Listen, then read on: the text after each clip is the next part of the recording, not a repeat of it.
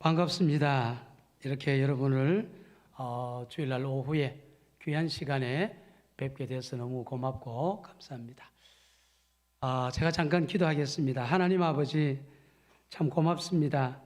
귀한 교회에 부족함이 많은 저를 이렇게 불러주시고 이렇게 함께 하나님의 말씀을 나눌 수 있는 은혜를 주셔서 감사합니다.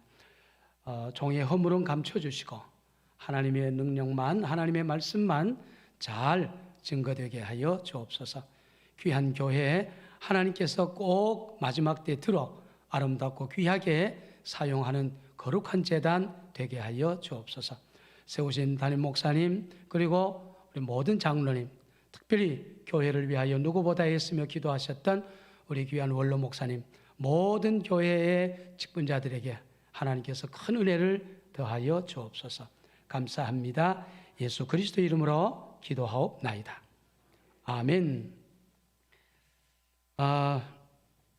봉산교회, 저는 이 교회가 아주 익숙합니다. 제가 이 영준오회에서 안수를 받았거든요. 제가 1992년도 3월 달에 춘향교회에서 제가 안수를 받았어요. 저는 1990년도에 봉화제일교회 전임전도사로 부임을 했고, 그리고 92년도에 목사 안수를 받았고요. 93년도에 서울에 있는 청운교회 교육목사로 제가 가기까지 3년 동안 제가 영준오회에서 있었습니다. 저는 봉화상고에 교목을 했고요. 저는 원래 이 경안노회 출신이에요. 이게 분리되기 전부터. 그런데 이렇게 분립이 되고 제가 이 영준호회에서 안수를 받았고, 특별히 원로 목사님 제가 가까이에서 노회 때 여러 차례 뵐 수도 있었고, 제가 있던 봉화제일교회 노회할 때도, 그리고 이 봉산교회 노회할 때도 어른들을 많이 뵀던 그런 기억이 있습니다. 와서 들어보니까 같이 노회에서 크게 또 봉사하셨던 안기대 장로님께서 천국을 가셨다는 안타까운 소식도 제가 들었습니다. 제가 늘 요 길로 다녔거든요. 이쪽에 이 도로가 생기기 전이니까 이 영주에 와서 우리 둘째 녀석도 영주에서 태어났고 이 영주에다 늘 와서 지내다가 이렇게 봉하러 가고 했는데, 그때는 앞에 길이 이렇게 생기지 않았고 교회도 이렇게 아름답진 않았는데, 영준오회를 떠난 지 30년이 지나서 처음으로 이렇게 와보니까 아주 놀랍게 잘 지어진 예쁜 예배당에 부족한 것을 불러주셔서 너무 고맙고 감사합니다. 저는 여기에서 안수를 받고 서울에 가서 부목사, 교육목사를 8년을 하다가 2000년도에 호주에 있는 시드니 영락교회 담임 목사로 제가 초병을 받아 호주로 건너갔습니다. 그래서 거기에서 22년을 제가 한인 목회도 하고 거기에 있는 신학대학에서 선교학을 강의를 하고 2022년도 12월 달에 다시 한국으로 불림받아 와서 지금은 신도청 중앙교회 거기에 내려와서 목회를 하고 있습니다. 제가 들어올 때 찬양하는 그 찬양, 제가 전도사 할 때 참 많이 불렀던 찬양입니다. 우리 봉산교회, 이거를 우리 봉화제일교회 이렇게 바꿔서 했던 찬양인데 아주 찬양이 아주 정겨워서 너무 고맙습니다. 오늘 이렇게 또 담임 목사님과 우리 여러 장로님들 저를 또 청해 주셔서 너무 감사하고요. 선교주일이라 이렇게 해서 어떤 말씀을 드릴까, 제가 또 학교에서 선교학을 강의하던 선생이었기 때문에 어떻게 하면 좋을까 기도하는 중에 선교에서 가장 중요한 사도행전 1장 8절의 말씀을 기준으로 해서 성령이 너에게 임하시면 이라는 제목으로 한번 하나님께서 우리에게 주시는 말씀을 같이 나눠보려고 합니다. 목사님, 제가 이거 잠깐 써도 될까요?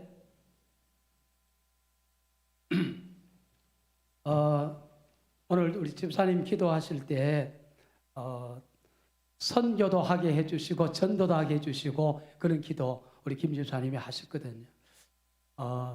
제가 여기서 오래 있지는 않을 거예요. 잠깐만 있고 제가 다시 조리로 돌아갈 거예요. 선교와 전도를 어떻게 구분할 수 있을까라는 거예요. 제가 우리 선교위원장님께 질문하겠습니다. 아까 했는데 여러분 여기도 전도회입니까? 선교회입니까? 전도회라 그럽니까? 어느새부터 우리 통합교단에서는요 전도회가 거의 다 선교회라는 이름으로 다 바뀌어져 버렸어요.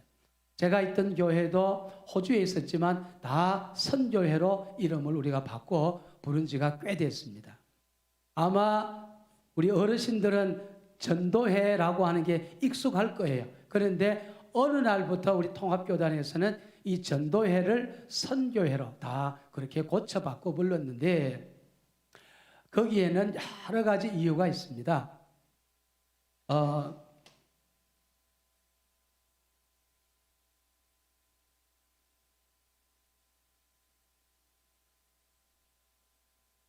학자들이 제일 고민이 뭐냐 하면 선교와 전도를 어떻게 나눌 것인가 이게 제일 고민이었어요.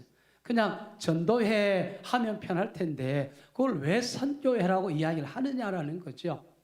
오늘 우리가 선교주의를 지키니까 제가 한번 미리 말씀을 드려보려고 그래요. 선교위원장님 혹시 전도와 선교를 어떻게 구분할 수 있을지 말씀해 보실 수 있어요? 아니면 우리 장로님이나 권사님이나 우리 집사님들 중에 내 생각에는 선교는 뭐고 전도는 뭐다 한번 말씀해 주실 수 있는 분 말씀해 보세요. 해외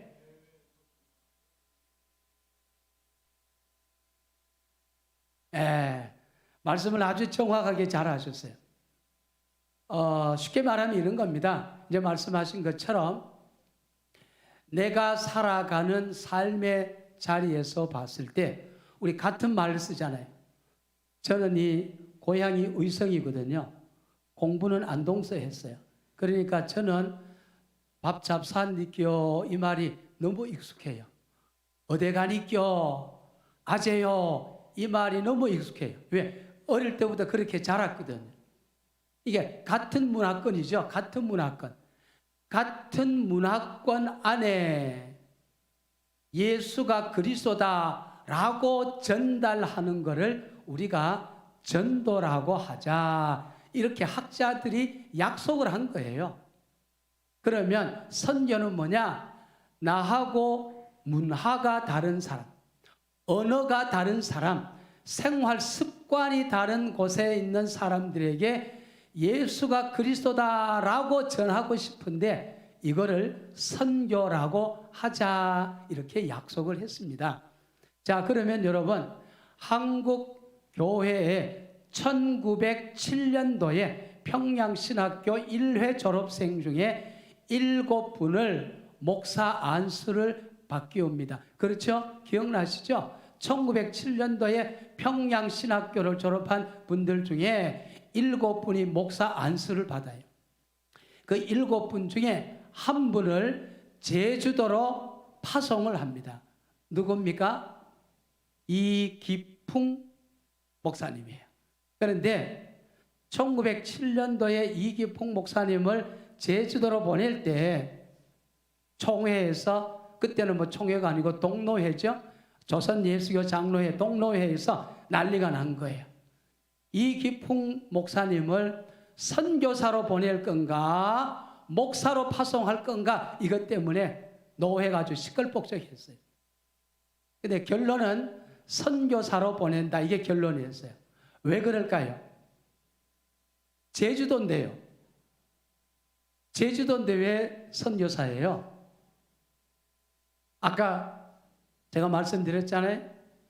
여기는 뭐가 말이 안 통하고 살아가는 삶의 스타일이 우리와는 다르고 문화가 다르다는 거예요. 제가 서울에서 부목사 할 때요. 우리 장로님 중에 한 분이 안동분이에요. 그런데 장로님이 사무실에다가 당신 성경책을 두고 볼일을 보셨어요. 우리 교역자 사무실은 여기 있고 교회 사무실은 이쪽에 있어요. 거리가 조금 있어요. 그런데 주일날인데요. 제가 교역자 사무실에 있다 보니까 아주 막 큰 소리가 났어요. 그래서 뭔 일이 있나 싶어서 나가봤어요. 그랬더니만 성경책이 다 비슷비슷하잖아요. 껍질이. 근데 우리 장로님이 안동분인데요. 이랬어요.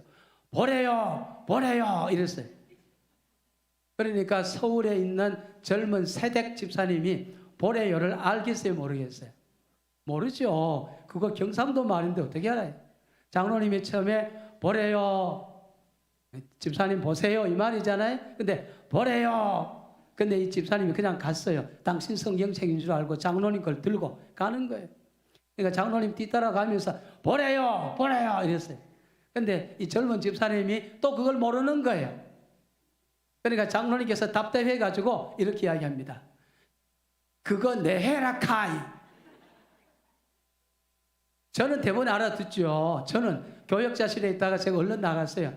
그 장로님이 돌아가신 우리 정경총 회장님하고 성함이 똑같아요. 김기수 장로님이. 장로님 왜요? 아이 저 내 해인데.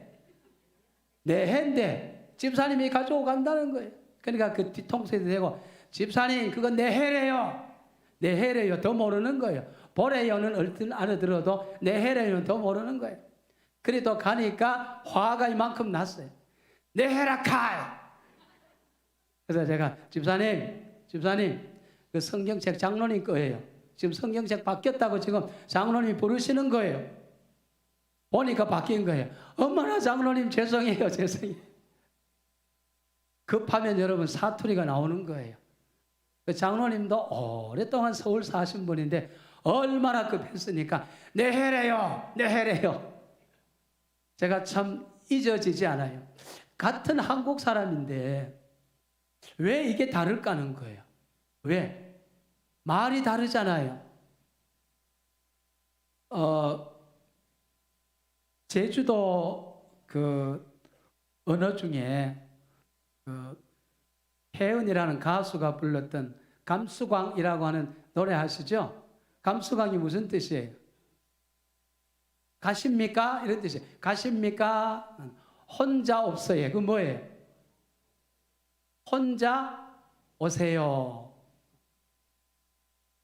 제주도 방언을 지금은 많이 개화가 됐지만 제주도 오리지널 방언을 말하면 육지 사람들은 못 알아들어요. 제가 하나 적어온 게 있어요. 맨또롱 또또 이게 뭔 말이에요? 맨또롱 또또 뜨겁지도 아니하고 차갑지도 아니하고 예수님께서 라오디게아 교회를 통하여 네가 뜨겁지도 않고 차갑지도 않다. 맨또롱 또또 이게 제주도 방언인데요. 뜨겁지도 않고 차갑지도 않다는 거예요. 이기풍 목사님을 제주도로 보냈는데 조선 예수교 장로에서 선교사로 부를 것인가 그냥 파송 목사로 부를 것인가 고민에 쌓였어요. 결론은 선교사다. 왜요? 제주도라고 하는 낯선 문화, 말도 안 통하는 문화, 제주도라고 하는 육지와는 다른 삶의 문화, 여기에 가서 당신이 복음을 전해야 하니까 당신은 선교사입니다. 이렇게 해서 우리 조선 예수교 장로회, 우리 대한예수교 장로회 통합측 전신이죠. 대한예수교 장로회 첫 번째 동로회에서 이기풍 선교사님을 1호 선교사님으로 파송하게 됩니다. 왜요? 이거니까. 첫째, 말이 잘도 안 통한다. 두 번째는 문화가 다르다. 그래서 제주도는 삼다도라 이렇게 이야기하죠. 삼다도. 그죠? 세 가지가 많다잖아요. 바람도 많고 돌도 많고 여인네들도 많고. 왜? 그때는 바다 나가면 거의 다 돌아오는 경우가 잘 없었으니까 여인네도 많고. 이래서 제주도가 삼다도라. 그래서 이 이기풍 선교사님이 1907년도에 제주도로 파송을 받습니다. 제주도에 가서 처음으로 성내교회를 세우게 됩니다. 그러니까 우리가 쉽게 보면 내하고 말이 잘 통하는 사람, 내하고 살아가는 삶의 문화가 다 같은 사람, 보래요 그 내해래요 이래도 알아들을 수 있는 문화, 이런 사람들에게 예수가 그리스도입니다, 예수님을 믿으세요 라고 알려주는 게 뭐예요? 전도다. 이게 전도다. 그러면 말이 안 통하고 문화가 안 통하는 곳에 가서 어쨌든 예수가 그리스도라고 전해야 되는데 여기에는 뭐가 있느냐? 장벽이 있다는 거죠. 장벽. 이게 장벽이에요. 제가 호주에서 22년을 제가 살면서 선교사로, 목회자로, 학교 선생으로 그렇게 있었어요. 그런데 이 호주라고 하는 이 나라에 한국 사람들이 대략 한 50년 전에 이민을 가서 지금 시드니에만 한 12만 명 정도가 살아요. 그런데 이 초창기에 이민을 가신 분들이 1974년도 월남전이 끝나고 주로 거기에 파월된 장병들 중에 또 거기에 있는 분들 중에 한국으로 돌아오지 않고 호주로 이민을 가신 분들이 이민 1세대예요. 근데 이분들 중에 상당수는요, 동두천 미군 부대의 하우스보이 출신이에요. 하우스보이 아시죠? 거기에서 심부름하면서 영어를 배우신 분들이에요. 그래서 이분들이 초창기로 호주로 1974년 이후에 넘어왔어요. 근데 그 전까지는 호주가 뭐 했냐? 백인들만 살지 황인종들, 특별히 이 아시안 계통들, 아프리카 사람들 못 온다 이렇게 막아버렸어요. 그거를 백호주의라 이렇게 이야기해요. 근데 이 백호주의가 1974년 이후에 무너지게 됩니다. 그러니까 한국 사람들이 이민을 가는 거예요. 박정희 정부가 1968년 이후에 새마을 운동을 하면서 나라가 잘 살아보세 해서 조금씩 변화를 하다가 제일 먼저 남미로 농업 이민을 보냅니다. 남미로 농업 이민을 보냈는데요. 농업 이민이니까 이분들이 가셔서 뭘 했을까요? 농사 짓는 거예요. 그런데 한국의 땅은 굉장히 좋은 땅이에요. 논둑을 이렇게 막아놓고 물을 구워놓으면요, 물이 빠지지 않아요. 그러니까 얼마나 좋은 땅이에요. 그런데 호주만 해도 뚝을 막아놓고 물을 가둬놓으면요, 그 다음날 가면 물이 하나도 없어요. 다 빠져버리고 없어요. 마사토 같은 흙이에요. 그러니까 남미에 가신 분들이 거기에 가서 농사를 짓는 거예요. 물을 가둬놓고 농사를 지어보니까 농사가 안 되는 거예요. 물이 가두어져 있어야 뭐 벼도 자라고 뭐 이렇게 할 텐데 다 빠져버리니까 안 되는 거예요. 그래서 한국 정부가 농업 이민을 보낸 분들은 실패를 한 거예요. 그래서 이분들이 거기에서 다 상파울로, 리오데자네이로 다 나오셔가지고 뭐 했느냐?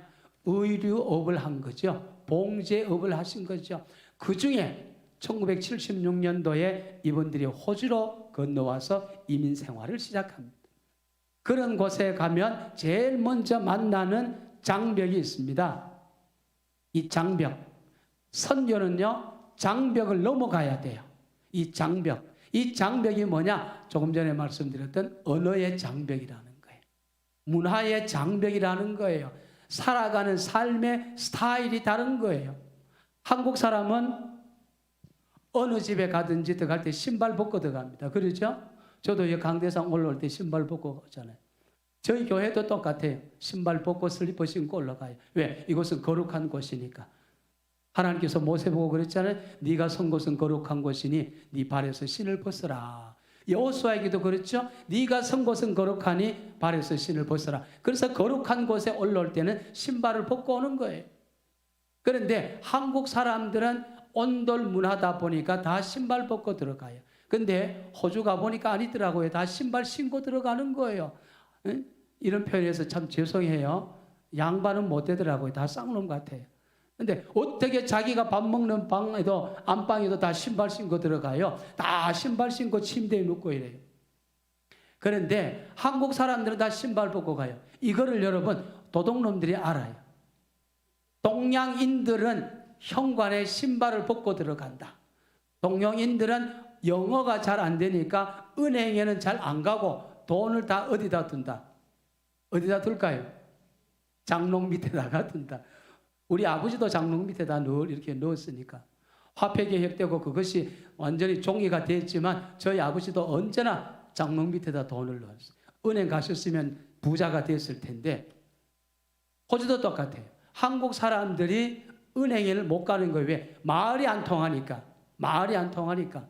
그래서 일해가 받으면 거의 다 집에다 돈을 줘요. 그러니까 도둑놈들이 이걸 아는 거예요. 그래서 지나가다가 신발이 바깥에 있다. 그러면 10중 8구 여기는 동양인이다. 동양인은 곧 돈이 많다. 도둑이 들어오는 거예요. 제가 호주에서 시드니 영락교회, 여러분 영락교회라고 하는 이름, 이 네임 밸류는요 굉장히 높아요. 저희 교회도 제가 가서 열심히 목회했더니만 출석교인이 한 700명까지 올라갔어요. 얼마나 하나님께서 은혜를 붙여주죠. 좌석, 바닥 좌석이 500석인데 모자라가지고 간이 의자를 둘 정도로 그랬습니다. 예배를 2번 드렸음에도 자리가 가득 찼어요. 왜? 영락교회라고 하는 이름 자체가 그래요. 굉장히 했는데 거기에 가서 느끼는 게 이 장벽이 문제구나. 그래서 제가 거기에 있으면서 기도하는 중에 생각한 것이 있습니다. 1.5세대. 그러니까 저희 아이가 셋인데 한 녀석은 영주 여기 무슨 제1산부인과인가 거기가 옛날에 있었어요. 제가 봉화에 있을 때 우리 아들이 여기 와서 태어났어요. 그러니까 이 아들이 호주로 갈 때 초등학교 2학년이었어요. 그리고 서울에 가서 막둥이 하나를 낳았는데 3살이었어요. 그리고 우리 큰 녀석이 있는데 그때는 걔가 11살이었어요. 11살, 9살, 3살짜리를 데리고 제가 호주로 건너갔어요. 호주로 건너갔는데 저는 영어를 배워도 영어가 잘 안 돼요. 41살에 갔으니까. 그런데 우리 아이들은 금방 영어를 배우는 거예요. 금방. 맥도날드라고 하는 버거집에 갔는데 처음에는 제가 주문을 해요. 여기에 맥도날드 3개 주세요, 4개 주세요. 근데 1년 조금 지나니까요. 저는 주문을 못하고 우리 애들이 가서 주문을 할 정도로 아이들이 습득력이 빨라요.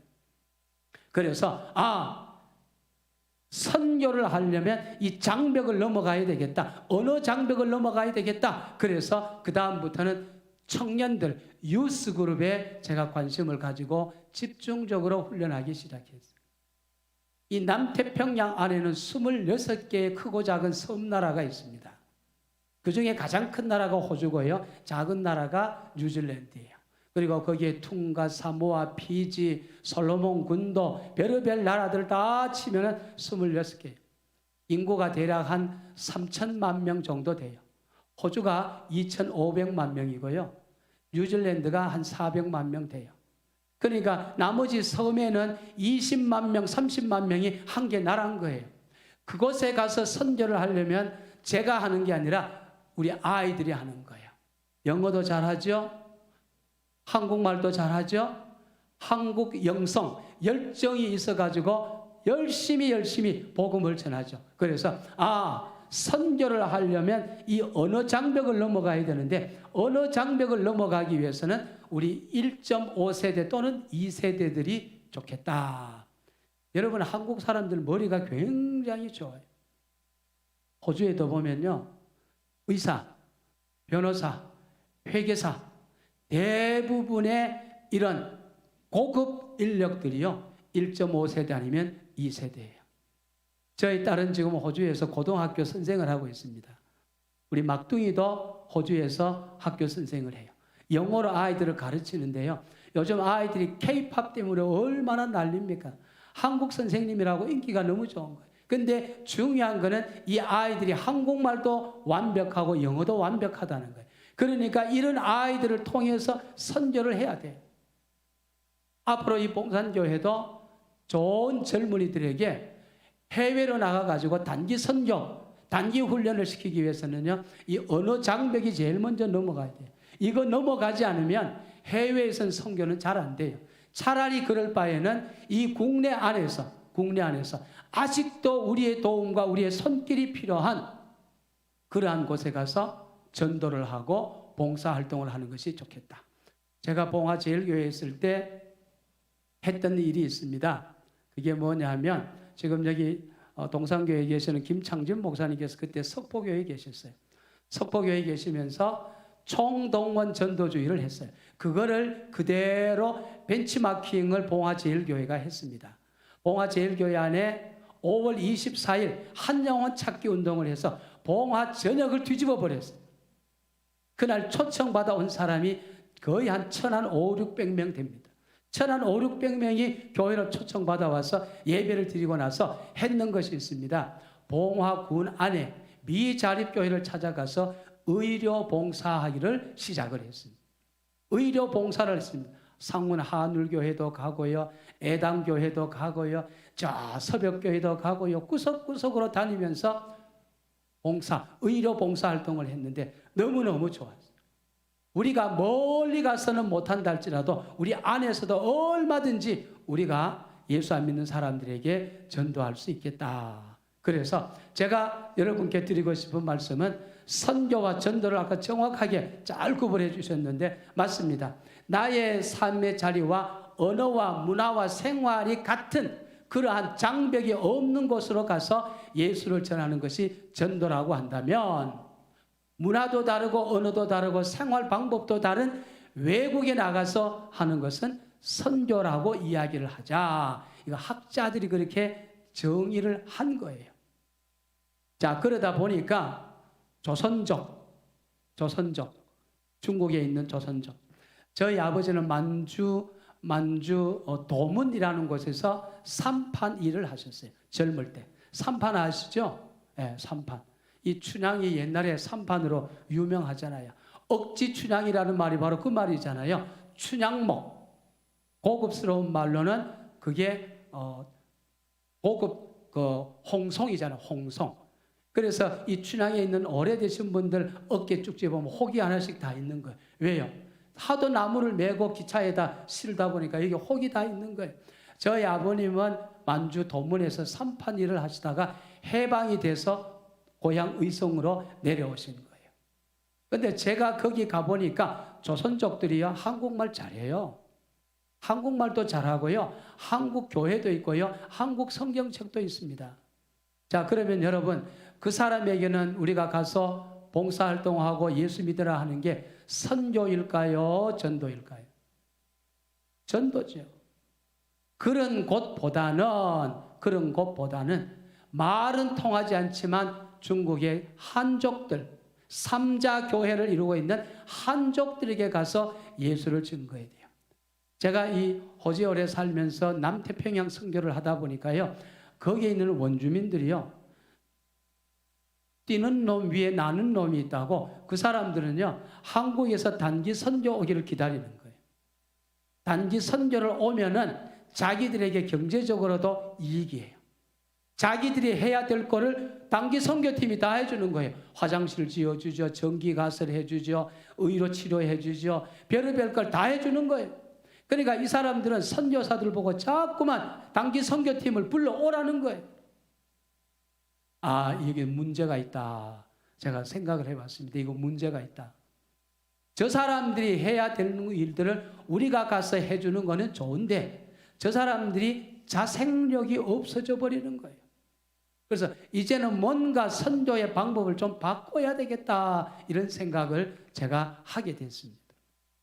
오늘 제가 같이 목사님하고 우리 다 같이 읽었던 사도행전 1장 4절부터 8절까지의 말씀 속에 보면요, 이 말씀 속에 보면 선교를 하는데, 전도를 하는데 우리에게 가장 필요한 게 뭐냐, 오늘 하나님께서 근본적으로 말씀해 주고 계셔요. 이 초창기에 1884년도 4월 부활절 아침에 제물포에 언더우드와 아펜셀로 두 분 선교사님이 오시잖아요. 이분 전에 우리가 아는 알렌이라고 하는 분이 들어와서 광해원이라고 하는 병원을 만들잖아요. 이 광해원이라고 하는 이 병원을 만들 때 여러분 혹시 예전에 이 한국 드라마에 드라마에 이 재중원이라고 하는 드라마를 한 적이 있어요. 저는 사극을 너무 좋아하거든요. 사극이라고 생긴 건 제가 다 봤어요.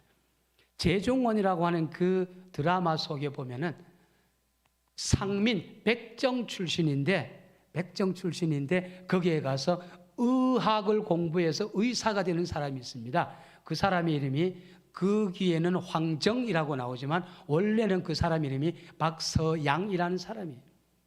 이 사람이 백정 출신입니다. 근데 이 백정 출신들이 서울 남대문 교회는 옛날부터 양반 교회였어요. 서울 안국동에 있는 안동교회는 원래부터 양반 교회예요. 백정들이 갈 곳이 없는 거예요. 그러다가 이 백정들이 오늘날의 서울 소공동 거기에다가 교회당을 하나 지었습니다. 그 교회가 뭐냐? 곤당골 교회입니다.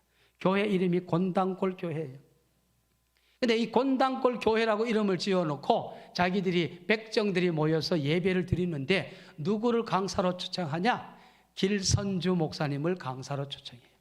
근데 길선주 목사님께서 거기 가보니까 백정들인데도 신앙생활을 참 잘하거든요.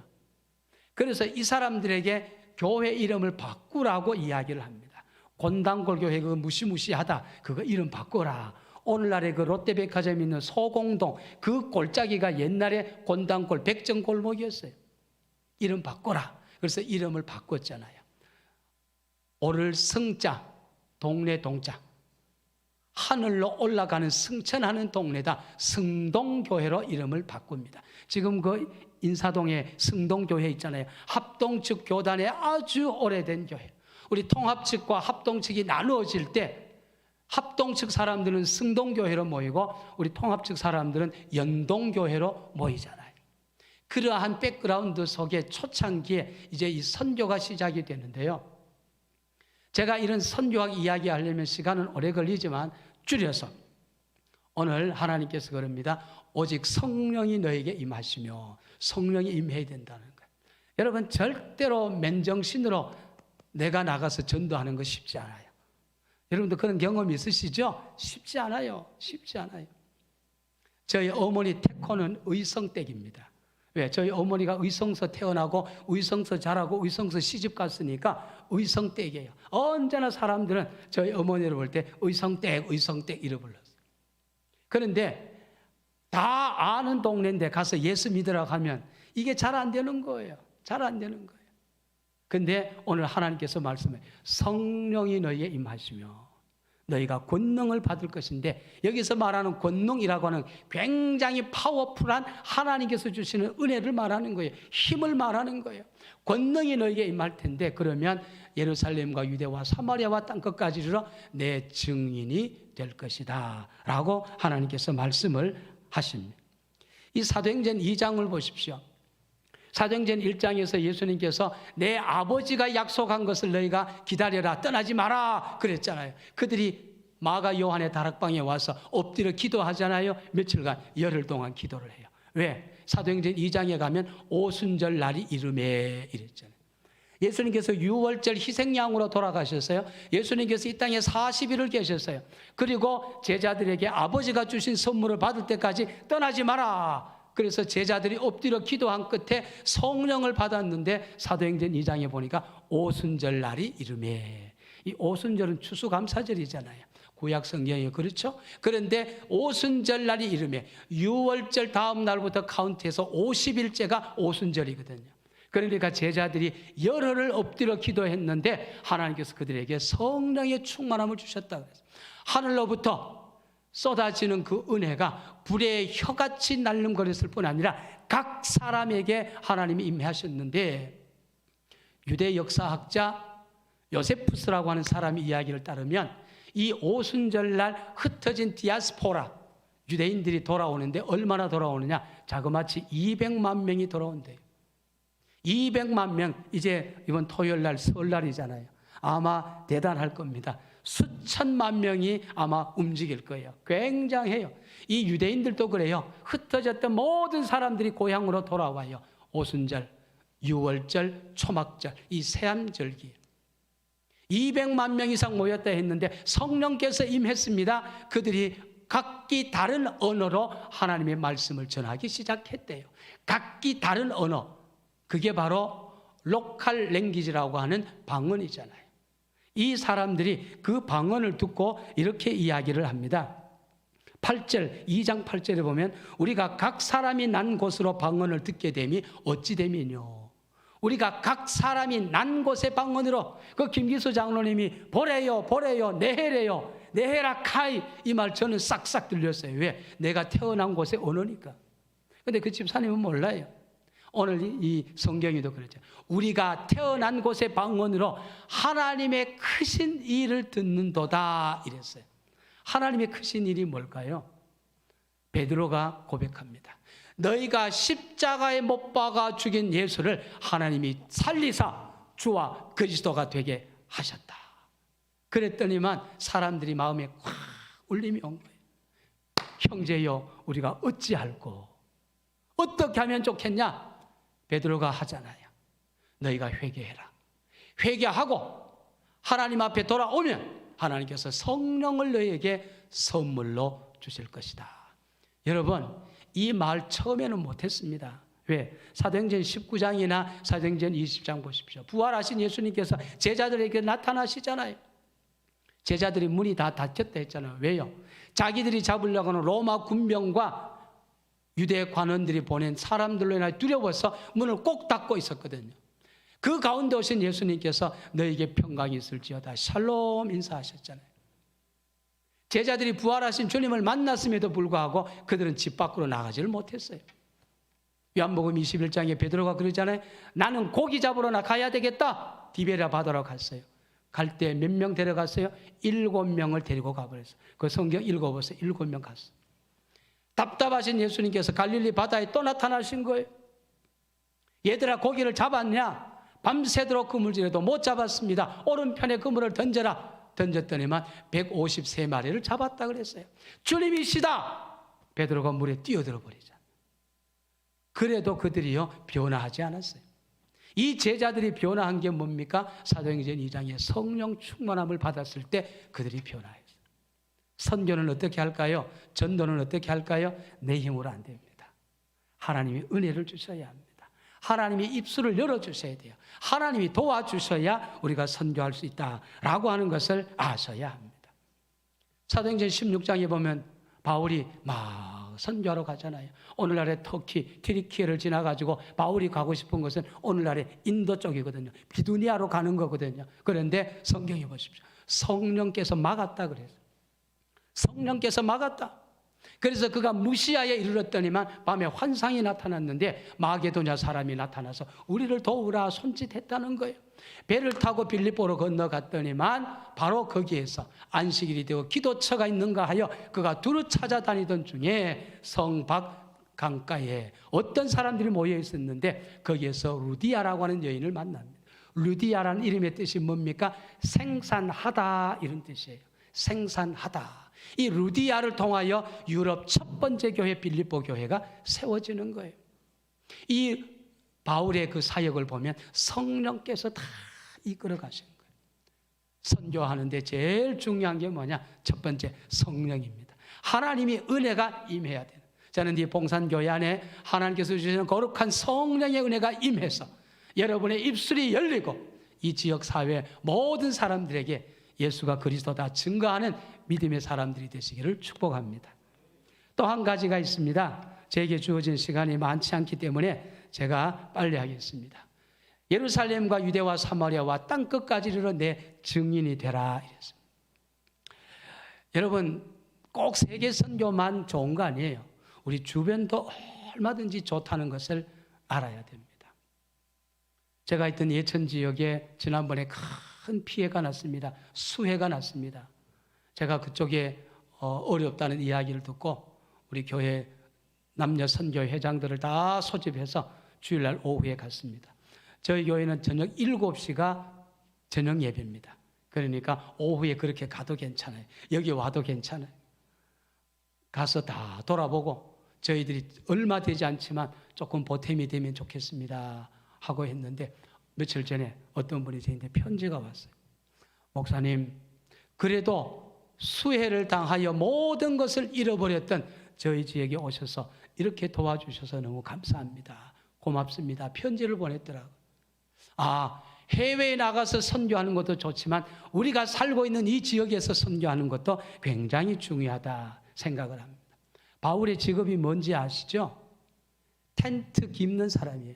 이 유대인들은요, 꼭 지켜야 될 절기가 있습니다. 초막절입니다.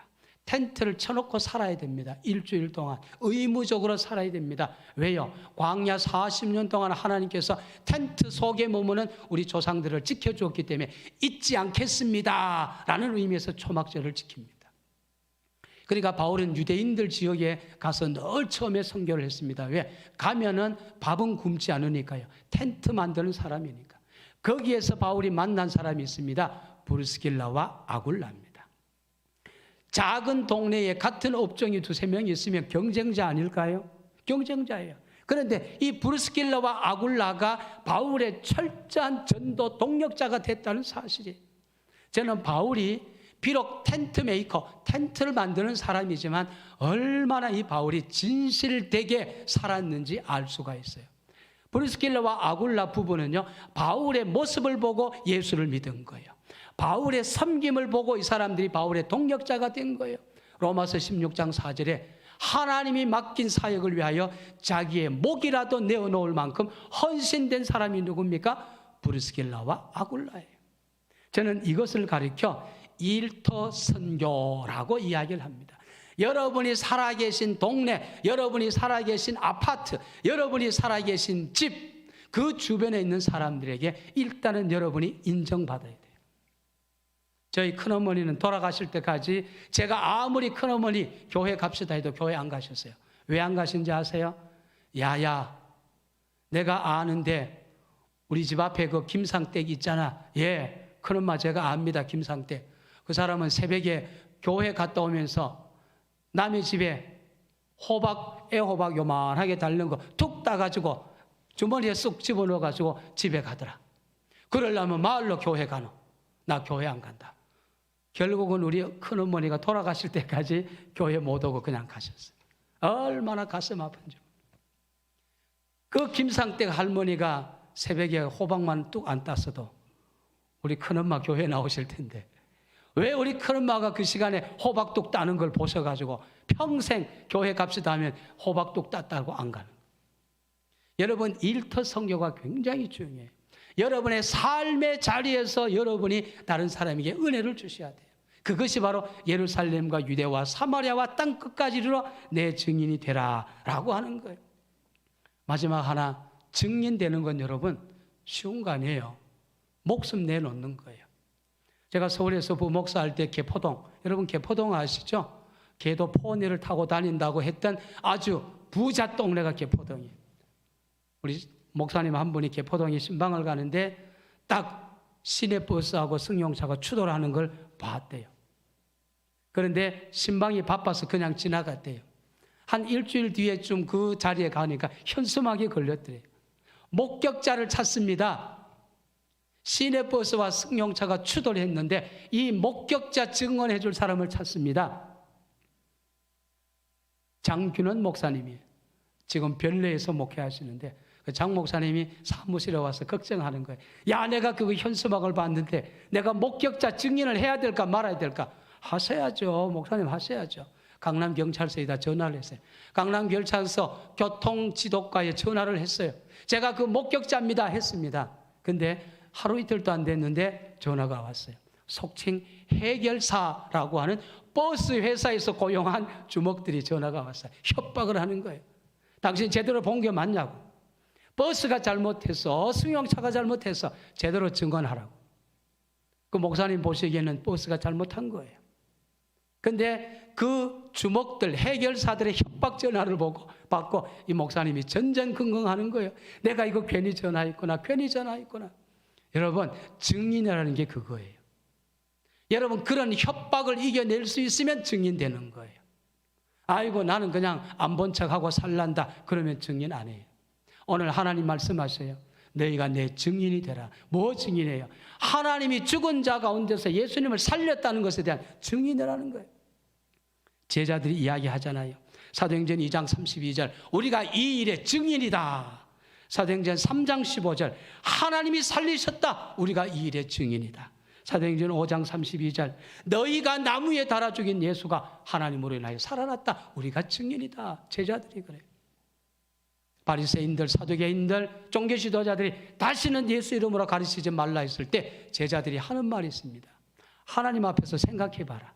너희 말 듣는 게 좋으냐, 하나님 말씀 듣는 게 좋으냐. 우리는 보고 들은 것을 말하지 아니할 수가 없다. 우리는 증인의 삶을 살겠다 그랬어요. 여러분 모두 좋은 증인의 삶을 살아가시기를 축복합니다. 목숨 걸어야 돼요. 마르티스라고 하는 말이 증인이에요. 그게 뭡니까? 순교자란 뜻이에요. 때때로 죽을 수도 있어요. 내 목에 칼이 들어와도 예수가 그리스도입니다. 사도행전 4장 12절이잖아요. 천하 인간의 구원을 얻을 만한 다른 이름을 우리에게 주신 일이 없습니다. 오직 주님 예수 그리스도 그분이 우리의 구원의 주님입니다. 내가 곧 길이요 진리요 생명이니 나로 말미암지 않고는 아버지께 올 자가 없느니라 라고 말씀하셨던 그 예수님, 그분에 대하여 우리가 증언해야 합니다. 여러분 옆에 분에게, 여러분 앞집 사람에게, 여러분 뒷집 사람에게 그렇게 다 전도를 하다 보면 이것이 하나님의 나라가 확정이 되는 것이고, 또 내가 못하면 우리 젊은이들, 청년들, 우리 유스 그룹들에게 잘 훈련을 시켜서 단기 선교 보내면 돼요.